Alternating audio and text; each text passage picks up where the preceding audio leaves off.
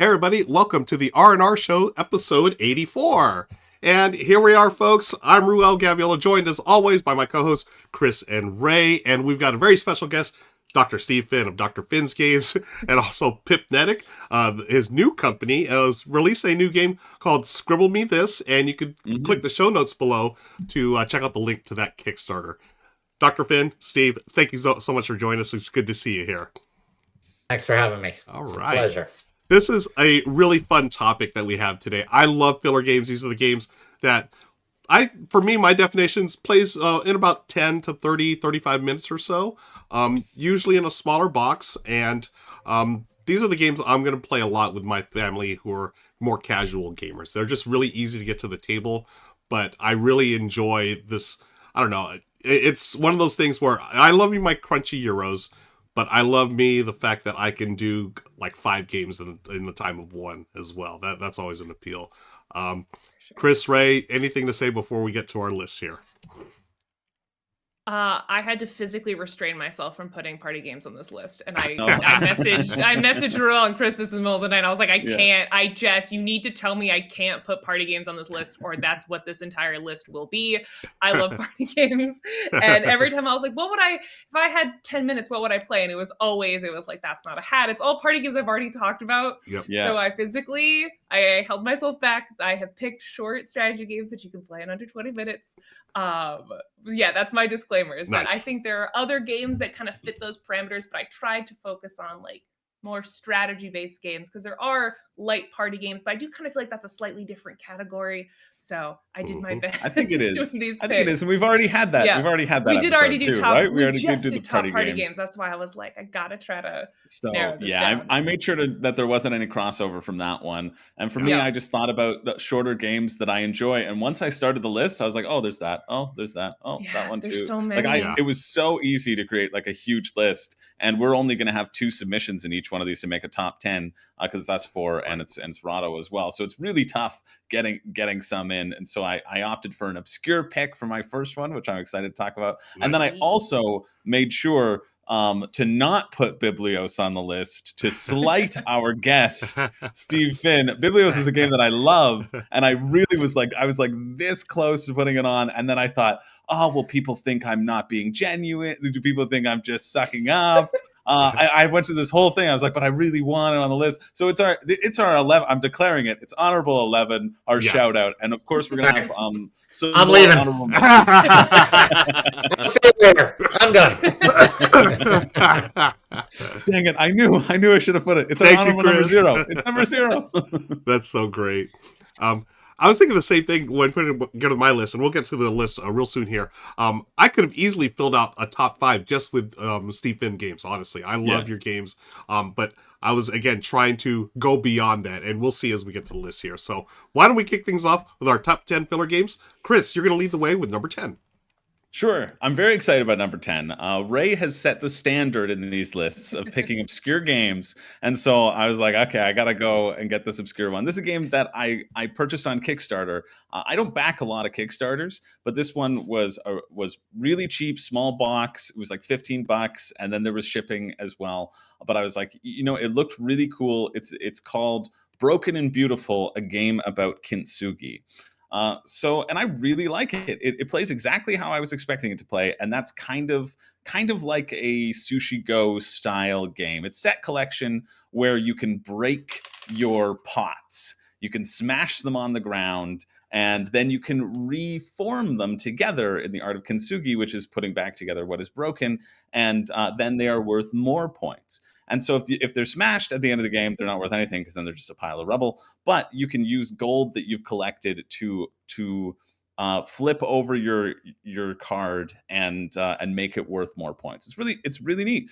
And you just deal out a number of cards equal to the number of players plus 1, well, times 2 plus 1, because you're going to snake draft and each grab 2 cards. There's going to be 1 card left over in the middle, and that is what breaks. So if anybody has that type, everything around the table sort of breaks, and then you have to use gold that you've collected to form it together. Plays super quick. You just do a bunch around till the deck's empty, then you score up points, see what you can get.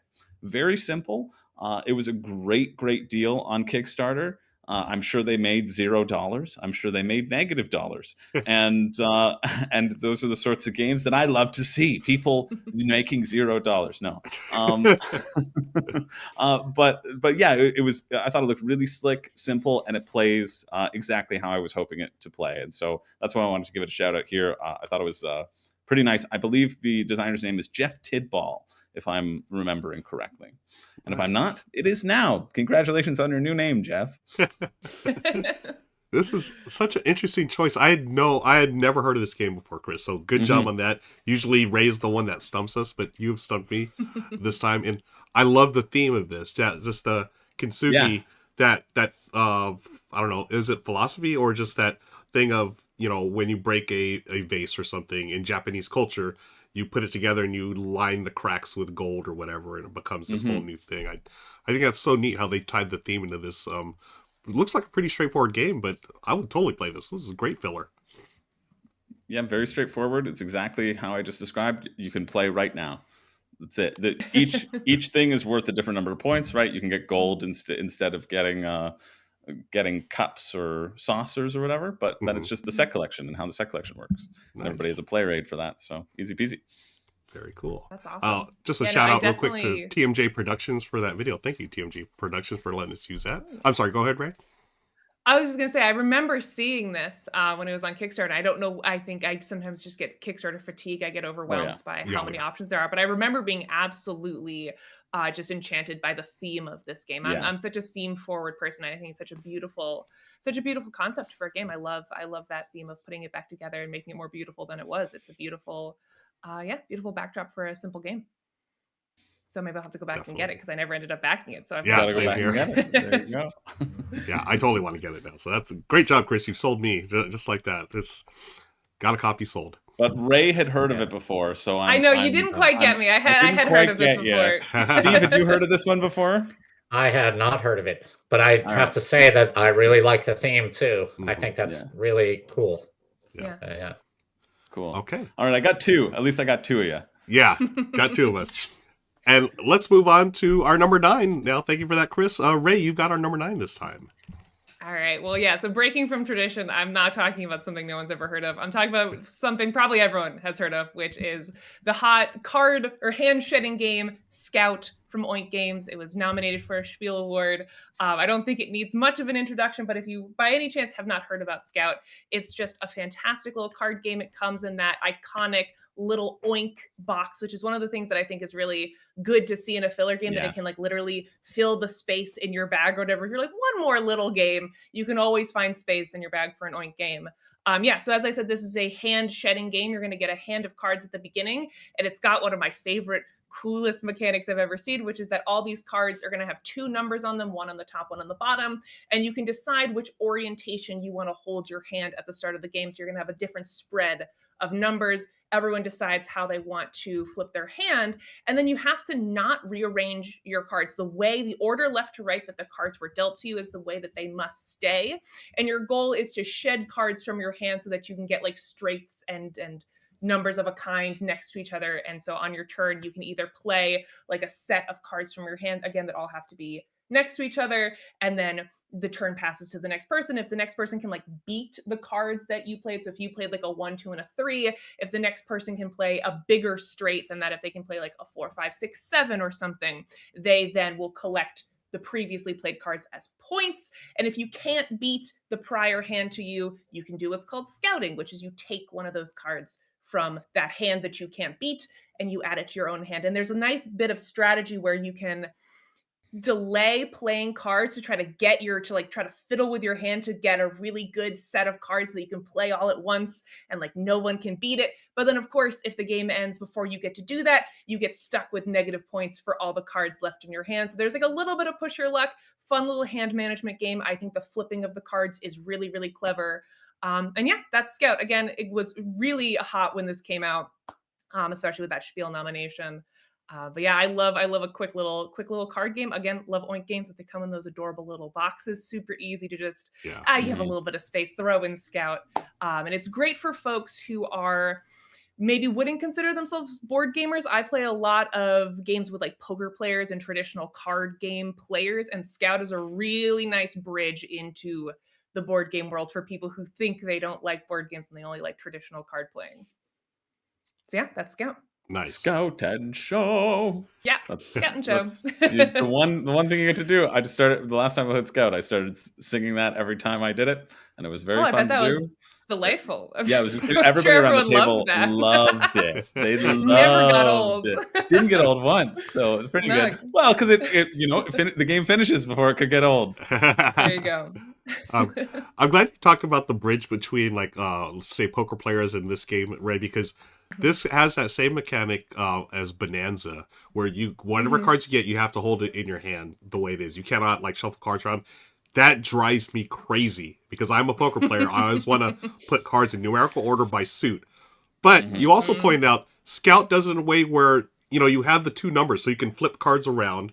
You can flip your hand around, and there are strategic decisions on like how you're going to play it and shed those cards. And I like this 100 times better than Bonanza. And Bonanza, I get it. It's a very influential game. Uwe Rosenberg, whatever. But Scout, for me, I would pick this 9 times out of 10. Well, no, I'd pick this game to play over Bonanza every day of the week plus twice on Sunday. Yeah. I really enjoy Scout. It's a terrific game. Yeah. Good choice. Yeah, absolutely. Quick question, because I never played it. Yeah, I know. I've been a little busy, so I'm not up to date with all the newest teaching and the games. game design. Yeah. Yeah. But when you arrange it, the decision to use the card, which side of the card is that made at the start, or when you come to the game you can't flip it over? Okay. Nope. Yeah. Yep. Yeah, that's so nice. there's that stress of which one do you do, and it's almost always bad both ways when you start. But you can do this sort of the other thing that I like is there's a little bit of a spatial puzzle of trying to, if you have like maybe 2 pairs of 8s, but they're on opposite sides of your hand, trying to shed the cards in between them so that you can bring those cards together so that you can play 4 8s. Like that's very almost visual and very satisfying, which you don't usually see in a card game, and it's such a satisfying mechanic. I just like dual use cards. Yeah. Absolutely. Because it's it's a good way to throw a decision in there without as many components. Absolutely. That's right. Especially True. It eliminates what could be a frustrating randomness, right? Like some person happens to get an amazing hand, one person doesn't. It gives you a little sense of agency at the beginning, so that bad draw doesn't feel quite as bad as it otherwise could. Agreed. Cool. Yeah. Awesome. Great. That's Thank a great you, Ray, point about the components as well, Steve. For those of you who missed it, we also have a extended edition where you can see the whole conversation, the pre-show, just us hanging out, asking Dr. Finn a bunch about game design. And it was almost so much fun that we didn't even start this list. We're starting it later. So that should tell you something. Yeah, it's a great one, folks. So be sure to click on the link below for the extended edition. Why don't we move on to our number 8? It's going to fall to me this time. My number 8 is a game that I absolutely adore, and it's a component thing for me, folks. The number 8 on our combined list of top filler games is Draftosaurus. I mean, holding little dino meeples in your hands, that's like one of the greatest things ever, in my opinion. I love this game, and it's really easy to get into, very easy to teach people. It's set collection at its heart. You have different dinos. They have different areas where they're going to go on your board, your player board. Richard here is playing 2 players, him and Jen.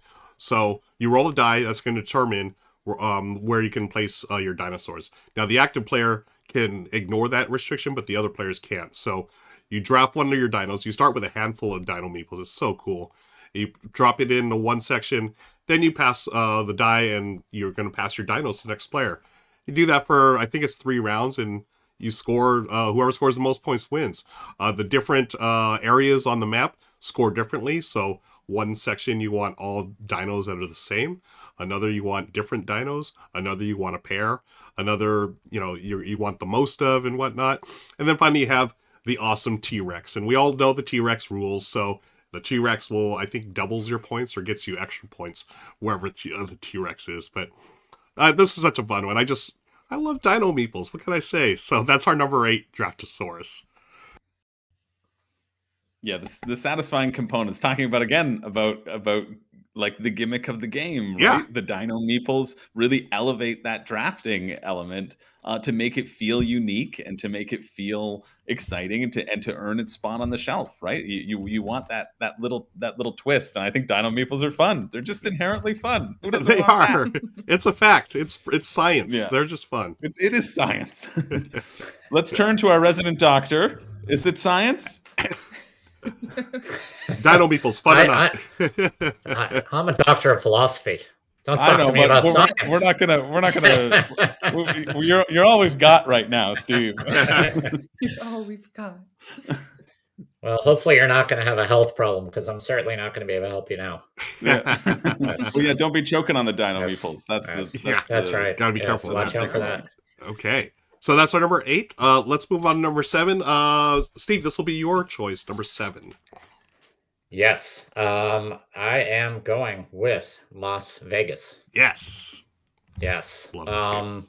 This is a dice game. Now, they did have Las Vegas Royale, which was, they added some stuff to it, but I'm very happy with just the basic game. So there are 6 casinos laid out. Everybody has their own set of dice, that, your color dice. I can't recall if it's 6 or 7 dice, but you roll your dice, and it's a very simple game, which is great, because I play this with my mother, and she's 86 when I go down and visit her in Florida. And she loves it. She showed it to her friends. So it's, this is something Awesome. that they can play. That's really cute. And you just roll your dice, and you then pick one number of the dice shown. And then you have to pick all the dice of that number and put it on one of the 6 casinos, because each casino is numbered from 1 to 6. And you're obviously going to try to win the casino that has the most money. And the way you do that after everybody's placed all their dice. So you roll your dice, you place all of one number, then the next person rolls their dice, they place all of one number, and then you just keep going around, and each turn placing as many dice as you want of one number. And the trick, of course, is that you have to, if I'm going to pick 6, I can't just pick 1 6, but I have to put all the 6s out.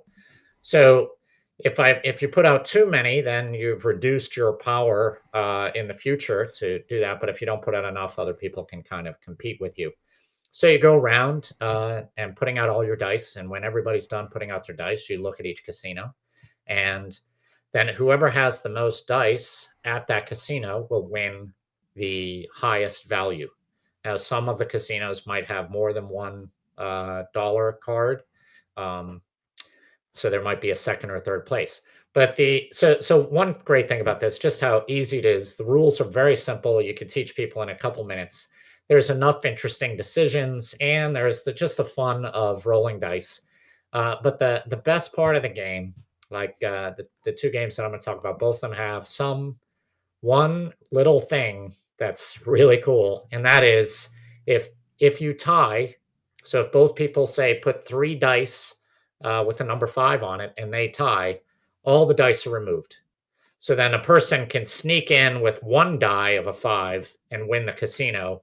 And even though 2 other people were competing with each other, it's cool. Like, they put, it's a big casino. They put on 4 dice. The other person puts on 4 dice.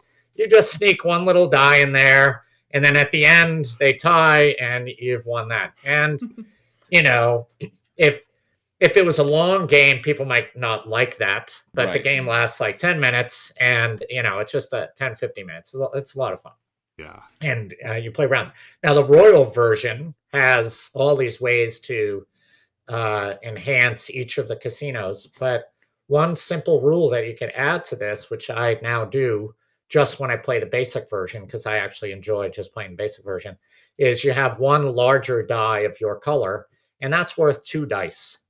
So you roll your dice, and then if you put the big die on, it's just 2. Just a tiny little twist that I really liked in the second version of the game, that could be easily brought over into this.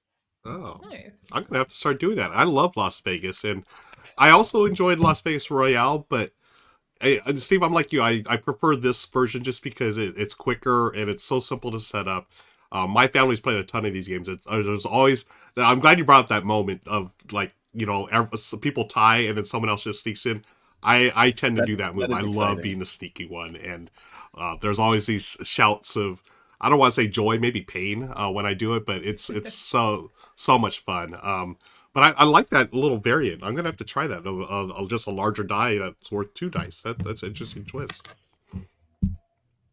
Yeah, I've never played it. I've never played this before, but it seems great. I love that everything needs that hook, right? And I'm hooked. I'm hooked with that tying element. I think that's exactly it too. It makes sense that it wouldn't work in a larger game. It could get annoying or frustrating in a larger game, or like create AT. But in a shorter game where it's just like, oh, this happened, it creates that like little memorable moment that can occur, which I think is something I'm always on the lookout for sure. Yeah. Okay. Yeah. And also the Las Vegas Royale, it does make the game a little more strategic and just gives you a bunch more options, but it takes that much longer to set up and explain all the different rules for. It's like a bunch of mini games basically, whereas Las Vegas is just so pure and streamlined. That's one thing I love about it. So great choice, Steve, for number 7. Let's move to number 6. This is going to be via video from our friend Richard, who's got a special guest as well. Take away, Richard, and guest. Okay. It's been a great list so far. Oh, and hey, by the way, folks, it's Dan King, the Game Boy Geek. Yeah. Hello, we are in Game Boy Geek Central, the greatest board game cave of all time. I have to say, this place is amazing. And in case you didn't know, folks, Dan just launched his yearly Season 12 crowdfunding campaign for his channel. Dan, what are you offering tonight? Today, we got almost 100 promos for $50. We also got some Game Boy Geek branded things like dice, draw bags, collapsible component bowls, dice trays, and all that sort of stuff. It's incredible, folks. You will not get a better deal in all of board game promodom. And plus, he's just the nicest guy. He has been letting me and Jen recharge our batteries, both figuratively and literally, here while we've been on the road. We're looking forward to playing some games with him. But enough about all that, folks. What do we just have? 10, 9, 8, and 7. I have to admit, Chris, I have never even heard of Broken and Beautiful. Have you? No. So we have no comments on that. You've played Scout, right? I played Scout. I like Scout. There is a lesser-known game in the U.S. at least called Delt. It was called Crass Carriot in Germany. Used similar mechanisms where you get your cards, you can't rearrange them. There's some interesting card play. I liked that one better than Scout. I think most people like Scout better because more people have played Scout now that it's had a wide release. Well, was it nominated or did it win the Spiel? It was nominated. Right. And was Delt robbed? Should Delt come out a lot, 10 years ago. All right. Well, anyway, yeah, I don't know anything about it. I'll play it someday. Draftosaurus, I can say, good choice, Ruel. It's actually a lot of fun. I very much enjoy it, and it's perfect. And a nice bit of variety, too, with the different maps and layouts and stuff. And then I know you played Las Vegas. Las Vegas is one of the best filler games out there, period. It goes in and out of print. I think it's actually out of print right now. It goes in and out. It's one of the best. Yeah. And I'll have to turn in my gamer card because I've never played it. But hey, we're here for a few days. I know you've got a copy. Maybe I'll play it. It is fantastic. All right. Well, here's the deal. I know you and probably none of you and nobody watching has played number 6 on the list. One of my personal favorites of recent years, Simplicity, which is such a smart little SimCity style building game. Here's the deal. It plays over 5 rounds, and it's a King Domino draft style thing where, whichever tile you grab is going to determine turn order in the next round. But the tile you grab that you're going to add to a communal city that you're expanding, you're also picking not only what tile it is, but where that tile can go in the grid. And here's the thing that makes this a special filler. There's only 5 rounds. Each round, you place 1 tile. This entire game, which is actually a surprisingly crunchy little SimCity building game, you're only going to place 5 tiles over the course of the game. And with this really neat, restrictive King Domino draft that I absolutely adore. Now, if you play as a 2-player game, then it duplicates, and actually each player gets to place. Each of us ends up doing double. So it's like a 4-player game is 2. So you get a little bit more choice, but I think Simplicity is great, deserves a lot more attention. It is the very definition. Where else could you get a crunchy SimCity game that you could play at any player count in under 10 minutes? I think it's a miracle of design. Number 6 on the list, Simplicity. Wow, so that is 2 games that I've never heard of. Chris's game and now Richard's Simplicity. Just based on the, what he said there and what I saw in that video, it reminds me a little bit of Quadropolis, a city building a game, sort of like that Sims style. But that one looks fantastic. I would love to play that one. If you had me at King Domino and Sim style building, I'm definitely interested in that. Have y'all even heard of Simplicity? Or am I the only one? No, he got me No. as well. No, Got Rado me. Got us got me all. there. Okay. Dang. Oh, he got a clean sweep. Yeah. Ray, you ruined that for me. So thanks a lot. I'm Now so Richard's sorry. got one up on me again. Aha. Oh, ridiculous. But that one looks really fun. It Yeah. does. Cool. Yeah, no, that looks amazing. I love like city builder style games, but they are like historically these long, epic type of games, right? And I love that you place 5 tiles. That's fascinating. I have to try that. That's right up my alley. Same. Yeah. Okay. So now we go on to our top 5 now, folks. We're halfway through. On to me. Chris, you're going to lead things off with number 5, please. I will lead it off with number 5. Although seeing Richard in Dan's game room, Dan has a video that's a board game tour, and he shows his board game room, which is one of my favorite videos because he has a hidden door. He has a hidden door in his board game room just for fun. Oh, just That's for awesome. fun. What That goes the- into another like little mini screening room. I think you have to go look it up after this. Amazing. Like it's a really it's so jelly. He's like, oh yeah, I just have like all these hangouts. I invite everybody in the neighborhood over too. We can have like 4 to 5 big board game tables happening. He's That's like awesome. outfitted his amazing. basement. It's like Yeah, I've it's- never seen that behind the scenes of his studio it's a before. dream. That video is the first time I've seen it. It's like a movie theater with like the red velvet Yeah. everywhere. Yeah. Jeez. Yeah, it's Beautiful. awesome. It's probably Amazing. like one of the greatest game rooms I've seen. Like really huge props. You Very got to check cool. it out. It's like it's the dream. It's the dream. It is our Really? The our Game Boy dream, yeah, is living the dream. for sure. But you can live your filler dream with our number 5, which is an incredible game. Everyone should own a copy of this game. If you don't, go out and get it right now. It's Point Salad. Point Salad is a fantastic filler game. It's so simple. It's set collection. And on your turn, you're going to either take 2 veggies, 1, 2, or you're going to take one of the objective tiles up top. And then whenever you take veggies, they're just refilled. The veggies go in front of you. They will score in a variety of ways, depending upon the objective cards that you've taken. The scoring cards, some might say. And it might be, hey, get 1 of everything and you get 10 points. It might be for every 2 cabbages you have in your area, you get 6 points. And so you're trying to frenetically draft your veggies and find the balance between getting scoring cards and getting the things to score them. It's really, really good. Super solid. I was surprised by how quickly this plays. I was surprised by how good it is at all player counts. I've played it from 2 to 6 and it works. It just works. And it just flies by in a way that prevents you from having analysis paralysis as well. With all like the different scoring conditions, it could be like, okay, I need this. But just like the flow of the game makes it super, super quick. And especially if you play at larger player counts, you're like, well, I don't even know what's going to be up by the time it gets back to me. Like the whole board is going to be wiped.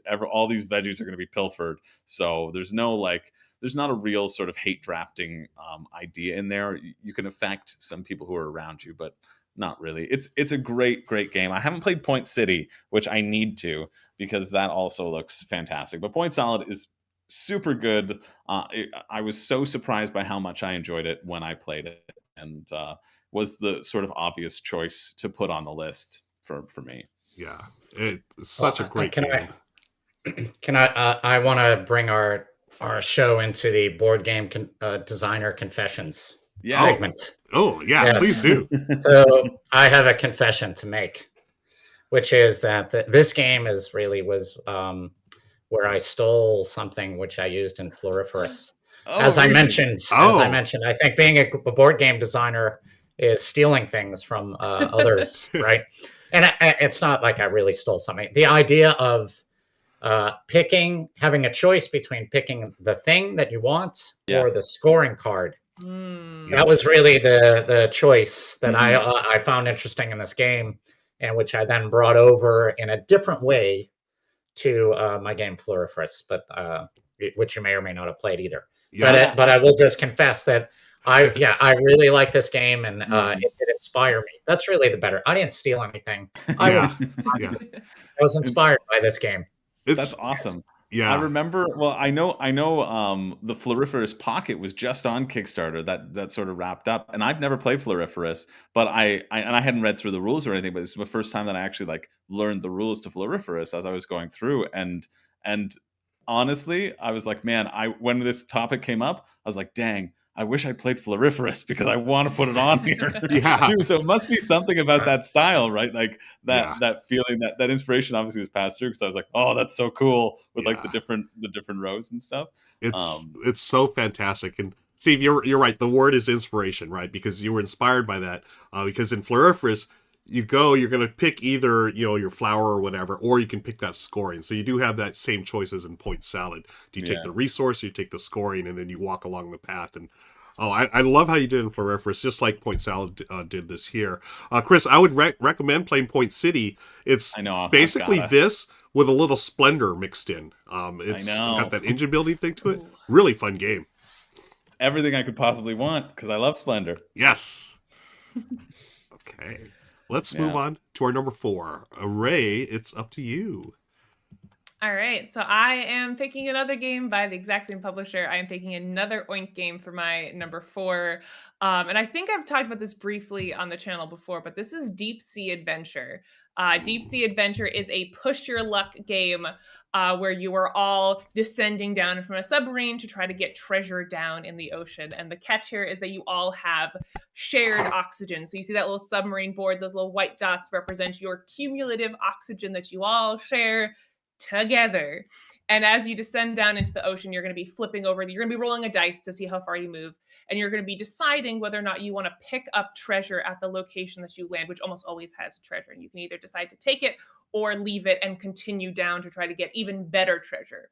Every time you take treasure, when it comes back around to your turn, that treasure is going to dictate how much the oxygen moves. So if you have 3 treasure in your collection, on your turn, you suck up 3 of the collective oxygen. So there's a very fun push your luck / like you're all going down with me element to this, where if you're already far enough down, if you could just hoard treasure, you can shorten everyone else's clock because that's a shared thing that you all have. And it's played over 3 rounds. And one of the things I like about this, the reason I rank this higher than Scout, is there's a nice through line to this. You could play Scout, like several hands of Scout, kind of in a void, right? Eventually, whoever has the most points at the end wins. But what I like about Deep Sea Adventure is that if you die, if you don't make it back up to the submarine in time, because eventually at one point you have to decide, okay, I'm cutting my losses, I'm turning around and I'm heading back up with the treasure I have. If you don't make it to the submarine in time, your treasure then like falls down to the bottom of the ocean and it creates this little big pile at the bottom. And there's this nice through line where in between rounds, like the depth of the ocean gets smaller as you've picked up the treasure, it all shrinks up.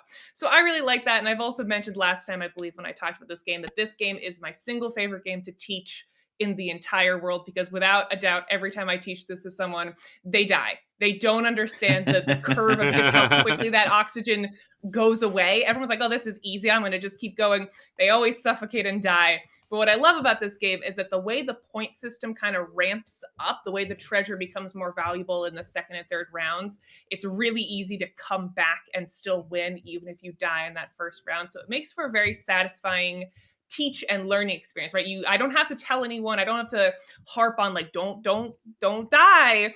I let people die the first round. They learn for themselves, and then they can almost always have a decent shot at coming back in those second and third rounds. Again, super small, love an Oink game, and it plays in like, if you know what you're doing, it plays in like 15 minutes, maybe 20. But yeah. This is probably my favorite that's Oink awesome. game of all time, Ray. I love this this is one. a good one. Yeah, of all the Oink games, this There's one... a lot to choose from, but... Yeah, there's a ton to choose from, you're right. But this one, for the reasons that you talked about already, and I love the fact that I teach the game very similar to you, where y'all go ahead and get all the treasures you want. You're going to see what happens this air real quick here. And yes, that first round is always everyone just, okay, we're dead. Let's start round 2. And that's when all you take is that one round, let everyone run out of air, and then they'll figure it out by the second and third round. And exactly. It's I so love much games fun. that teach by doing. You don't even have to... and it doesn't ruin the game. Usually you have the potential to get enough points to make up that first failure. Yeah, totally. I was going to say, Ray, is this your favorite Oink game as well then, or just like top filler, you think, right? It's top filler. There are some party games by Oink that I like more. Like I love Fake Artist Goes to New York. I love Insider, which I would categorize slightly differently. But of their strategy games, Deep Sea Adventure is my favorite. Yeah. What I find interesting is sorry. No, go for it, Steve. What I like about it too is the way that it takes push your luck and makes it into something that's a little bit more thematic in such a short game. Like Yes. one of the, when thinking about some of my top filler games, like Can't Stop might be one of them, Yeah. but that's just like a pure numbers, roll the dice. Am I going to get this number or that number kind of thing? There's no theme whatsoever. And I don't know, Ink and Gold is another push your luck filler game. Like I'm surprised actually thinking about the games that are on this list. There's a lot of push your luck is a filler kind of thing. I think because it probably attracts non-gamers, because I think a lot of non-gamers do like luck. And and I think they like the idea, like, oh, I'm gonna just keep going and maybe I die, Yeah, I also think that short playtime also plays into that, right? Like if you had a 3-hour push your luck game and you blow it all at the end, like, well, what did I just spend the last 3 hours for? But in games like this that are 15 to 20 minutes, it encourages you to be risky, which is where you get those fun, memorable moments in a push your luck game. So it's like the perfect genre for that mechanic, and that's a really good observation that a lot of those thematically, like, oh, I gotta get back up, like I'm you drowning. Feel claustrophobic. You can kind of feel like the oxygen leaving, and you get mad at other people because they're wasting it all, and you can kind of hop over other people, so there's a little bit of a spatial puzzle. It's fantastic. I love this game. Yeah, great. Ink and Gold, I had forgotten about, but should have been on my list. Maybe should have made it. Like Ink and Gold. You can change right now. I can change right now. Point salad, your cat. All those nice things I said about it, you're garbage. I hate you. But hey, that's what the post show's for. So, folks, be sure to click on the extended edition link below. You can see what we do live on Twitch. We, after we wrap this up, the recording, we hang out with the audience and we talk about the games that didn't make our list. So we'll have Chris talk more about Ink and Gold then. That's true. Yeah. But right now, let's go to number 3, which is going to be my choice. And this one, for me, I have a really interesting story about this one. A friend of mine, Jin, he's a friend of the channel as well, but he's a personal friend of mine. He gave me a copy of this game last year. He got it imported from Korea, and he said this is one of the greatest games you'll ever play. I looked at it, I read the rules, I was like, meh, and it just sat on my shelf for 6 months or so. But then it wasn't until I met up with Amy and Maggie in Chicago before Gen Con.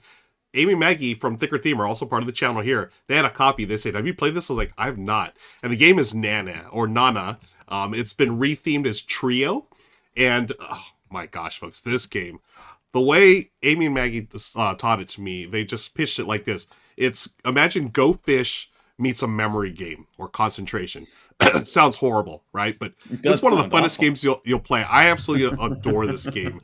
And what it is, you're trying to get a set of 3 cards that like numbers, like 3 sevens, 3 eights, 3 twos, whatever. And you're doing that by, on your turn, you could take 3 actions, or one of 3 actions, and you could repeat them. You either play your highest or lowest from your hand, you ask your opponent to play their highest or lowest, or you go to the yard there and pick one of those cards and turn it over. If you get all 3 matching all in a row, then you have collected 1 set. You're 1/3 of the way to the win, because to win you need 3 sets of 3 cards. That's the entire game. It doesn't sound like much, but oh my gosh, I never thought Go Fish would be fun. This is so much fun. Michelle and I play this at 2 players. I play up to 5. It's wonderful at 5. It's pretty good at 2, but I definitely with more players, it's funner. But this has got that thing. We talked about this with Scout, where you set your cards in a certain order, you cannot move them. But here, to me, it makes sense. The numbers, you have to go in ascending order in your hand. So you play either your highest or lowest in your hand. It's either, as low as 1 or as high as 12. You can't play just from the middle. You have to shed those cards from either end to get to those cards. And it's so brilliant. Nana or Nana, I believe it means 7 in Japanese. That's the special card. So here's a little twist on this as well. You can collect, if you collect the set of 7s, you just automatically win. But again, it's really hard to do because you have to shed the cards from around it. You can also collect 2 sets of cards that equal 7. So I could have a set of 9s and a set of 2s. 9 minus 2 equals 7. Or I can have a set of 1 or a set of 3s and a set of 4s. 3 plus 4 equals 7. So that's the magic number, and that's how you win, folks. So at the World Series of Board Gaming, Chris, this last year, I brought my copy and I taught it to I don't know how many people, but I'll never forget David Waybright from Man vs. Meeple. We played it after the first game. He immediately went to eBay and got this version. And I don't know how much he The paid. highest compliment as a game teacher is when someone goes, all right. It really is. Yeah, Like, they just go straight there. Oh my gosh. Like, my job is done here. Yeah. Another company picked it up. They rethemed it as Trio. And it's more of like a Dio de los Muertos art, sort of that style, which is good. I don't mind it, but I love the original art so much better. There's me and Michelle smiling faces. We adore this game, but that's my favorite filler as of right now, Donna or Trio. Yeah, I know how much you love this game. I still need to play it. I haven't played it. Oh my god. We have to play it sometime. It sounds great. Yeah, even hearing that you can just play your highest or your lowest, that excites me. Yeah. Right? Like, that really gets me. So I'm like, okay, well, you can just play your 7. Or I'll ask you, who's got this, right? The go fish aspect. But that's how you get around it. That's how you make it actually like somewhat trackable and interesting. And that actually sounds pretty fun. Yeah. I was very happy. I got to teach this to John D. Clare, one of my favorite designers. He was at World Series of Board Gaming. Oh wow! I was like, I don't know. I mean, I don't know how he'd react. He loved it as well. We had a great time with it. So it's been a hit with everyone I've showed. So I'm very happy with Nana or Trio. Yeah. But we've got 2 other games to talk about. Steve, you got our number 2. All right, it is High Society. Yes. Reiner Knizia. This just boils down an auction game to like the most basic fundamentals, right? It's just a pure auction game, and it's nice and quick. Everybody starts with it has a couple of very interesting things in it. Everybody starts with a set of different money cards of various denominations, and there are both positive and negative, like commodity cards. I think that's what they're called, and they're just numbered from 1 to 10. So 10, you're trying to score the most points. Then there are also multipliers. So there's 3 of them that are times 2. So basically they'll just, if you have that, it multiplies all the points that you have. Then there's 3 negative cards. One is a half. So it halves all of your points. So if you get a times 2 and a half, they kind of balance each other out. But then there's also just a -5. And then there's a thief.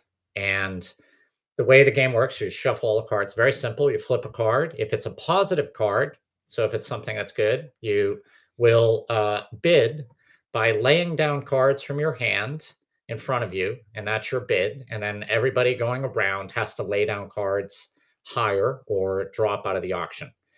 And you just keep going around. It's not one time, and you just keep going around. So you're either going to be the last person, or if you decide you don't want to bid anymore, you can pick up your cards and put them back in your hand. The good thing about one aspect about this is you cannot make change with the cards in your hand. So if I put down, say, a 10 and it comes back around to me and I have a 12 and I want to go to 12, I can't put down my 12, but I have to put down a 2.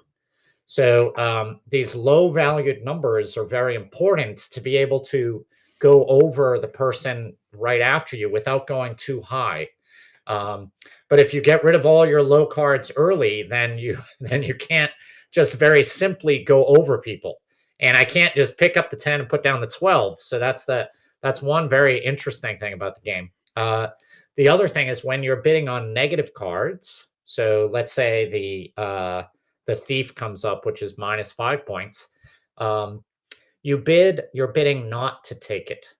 So if I put down 10, the next player has to go higher, or they'll pick up the negative card, and then everybody that's put down cards, they lose their money. And the person who picked up the negative card gets to keep any money. But here is and so you play the whole game, and then there's like 4 of the cards have a red border around them, and you never know when the game is going to end, except so when the 4th one flips, the game ends immediately, and you don't bid on that card. So as these red bordered cards come out, you're trying to guess, how much longer is this game going to last? I don't know, right? So there's kind of a very fun element about when the game's going to end. But here's the classic thing that only Reiner Knizia can sometimes do, and that is the person who has the least amount of money at the end of the game automatically loses, Hmm. no matter how many points they have. Oh, the good So doctor. you're like, you gotta keep in mind, if I bid too much, even though I have the most points, I will lose. And then so you're always trying to find that. I want to be kind of like, I want to be in second place Mhm. where I know I have enough money, or I want to be in first place but have enough money to make sure that I'm, so there's this great balance to it, and it's super quick. And to me, it's just a great auction game because it just Agreed. boils it down to its most basic game with all these other little kind of twists in it in a Yeah. very, very simple package. I'm so glad you put this on the list, Steve, because Chris and I are big Knizia fans, and I thought one of us would put on a game on this list here, Chris, but apparently we didn't. But Steve did, so thankfully we got the good doctor represented here. I'm sure we could have picked a few of his games. Doctors got to represent doctors. That's right, yes. But yeah, this one is fantastic. I really love this one. I think my favorite part of it too is that twist at the end where you don't want to spend too much or you want to be in second place, but also just that the randomness of the like. Those red bordered cards, you really don't know when they're going to show up. And I've had games that went almost to the end of the deck, have other games that didn't, and it's like two different experiences. And then probably my favorite thing is just that the bidding system, right? You don't get change, so you've got to be really conscious of what you're putting out there for those cards. Yeah, nice. It's I always am debating between this and QE. Have you played QE, QE is Steve? Oh, Yes. Oh, I have. QE's Yeah. more I like chaotic. it. Yeah. QE's super chaotic. Right. I should have thought about that for this list. That would have been a good. Man, I think QE, but like it's a little. it's a little heavier, I longer. guess. It's a little Yeah, longer. it is. I think High Society Yeah. falls into this filler You're right. Yeah. area. Agreed. Whereas I think QE, it would be 45, 50 sometimes. Yeah, that's true. It just That's does true. go on a little bit. Yeah. As you go around and say, what $1 kajillion are you bidding? Yeah. Yeah, QE's got that whole, like, it's so much metagame in QE too, especially if you're playing with the same group again. It's like, Yeah, our game's extended way longer than like 30 minutes. yeah, for sure. Yeah. But yeah, High Society is great. I also had this on my short list. High Society is fantastic. Nice. Okay, that leaves us one more game. Richard with his friend, our friend Dan. Let's see what they've got. All right, everybody. I am back with Dan, and let's see. What did they just talk about? Chris has Point Salad. I think we both played that. Yeah. Brilliant game. Love it. Absolutely. Chris, maybe the best choice you have ever made so far on the channel, I have to say. Although, honestly, as a two-player game, I mean, that drafting can be really super cutthroat. It was maybe a bit too much for me and Jeff. I almost put its sequel, what is it? Point City on the list, but I think it was just a little bit over the line as far as fillers go. Yeah. But Point Salad. Point Salad, definitely one of the best. Yeah. If you want to make enemies, as I know Chris often does, that's an excellent choice. Deep Sea Adventures for Ray, I've never played. Yeah, you have, right? Tiny little fits in your pocket box. It's a push your luck game. It's fun. It's easy. It's one of those small little oink games. Yep. I like it. I think I rated it like a 7.5. It's a good little filler, pull out of your pocket, easy to teach, press your luck. You're going into water. Yeah. I'm thinking it must be Oink's biggest game because it seems like it's the one that everybody knows. Our most popular. Yeah. And then Royal had Nana/Trio. I don't know what either of those are. So I look forward to watching this video later. And then Steve at number 2 had High Society. Yes. That's Knizia, right? Knizia auction game. One of his his auction trilogy, as I recall, back in the day. I have played it. It is my least favorite. In fact, I don't like it at all. And you'd have to pay me to play the thing because, well, I think it's clever. Memory plays way too big an element. If you've got one person at the table who's actually keeping track of what everybody's done, they win. And then suddenly everybody has to do it. I tend to love Knizia games. This is not one of my favorites. Steve Finn, we apologize. But maybe we'll make up for you by talking about number 1 on the list. And by the way, folks, if you want to hear what this man thinks, and because he's got a lot of experience with filler games, and he's played more of these than I have, stick around for the extended edition. If you don't know what that is, follow the links down in the show notes. You can jump direct to the extended edition, hear what my number 1 is, and then in the post-show of the extended edition, I'll tell you about a bunch more of mine. He'll tell you about a bunch of his, too. So you're getting so much filler goodness today. But for number one on the list, I don't think I'd get too much pushback if I were to say it is Fantasy Realms or Marvel Remix or Star Trek Missions. Pick your poison. Personally, I prefer the Star. Actually, I have to admit, I like Marvel the most because it's the most strongly thematic. But Star Trek Missions, Jen liked a lot more because we're both Star Trek fans. But hey, if you just want straight fantasy, any of these games are so brilliant. Such a fast game, no matter the player count. Play a card, discard a card. Oh, I'm giving everybody else the cards that they want. I'm trying to get those combos, and it's over in under 20 every time, even if it's first time and everybody's learning how to play the game.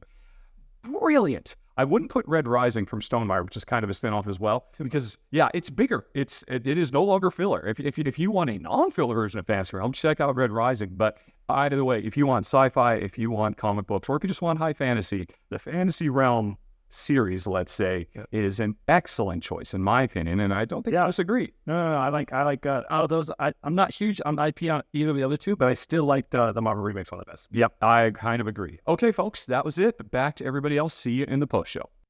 So yeah, Fantasy Realms, a wonderful choice. I absolutely love Fantasy Realms. I have played Red Rising. That is like the next step as far as that game system. Obviously inspired by it, but something about Fantasy Realms I've always enjoyed just how quick it plays, and there are a ton of decisions you make. One thing that I never play without it is the app, because the app makes scoring so much easier. Because there's a bunch of different scoring things you need to keep track of in that game. But good choice, Richard, and want to thank Dan for joining us today as well. Don't forget to click the show notes below, folks. There's going to be all kinds of links to the extended show, to Dan's Kickstarter, and also Dr. Finn's Kickstarter, too, for his new company, Pipnetic, and new game, Scribble Me. Scribble Me. Maybe that'll be on the party games. Scribble me this. Scribble me this. Scribble me this. Scribble me That's that. clever. Scribble I me love this, it. scribble me that. Yeah. So there you go, folks. Top 10 filler games. Want to thank Richard for welcome back to the U.S., Richard, by the way. And thanks as always to my co-host and Steve Finn. Thank you so much for your time and for hanging out with us talking about all these great games. Thanks for having me. That was Alright. awesome. And that'll do it for episode 84 of the R&R Show, folks. Thanks for watching. See you later. So long. Bye-bye.